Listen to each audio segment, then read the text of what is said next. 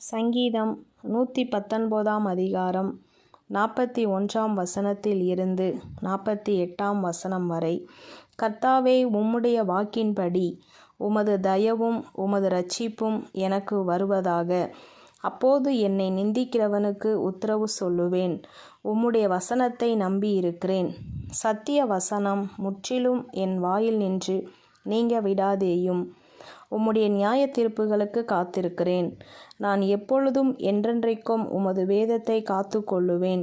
நான் உம்முடைய கட்டளைகளை ஆராய்கிறபடியால் விசாலத்திலே நடப்பேன்.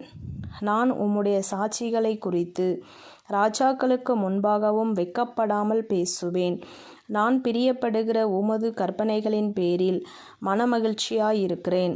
நான் பிரியப்படுகிற உமது கற்பனைகளுக்கு கையெடுப்பேன். உமது பிரமாணங்களை தியானிப்பேன். ஆமேன்.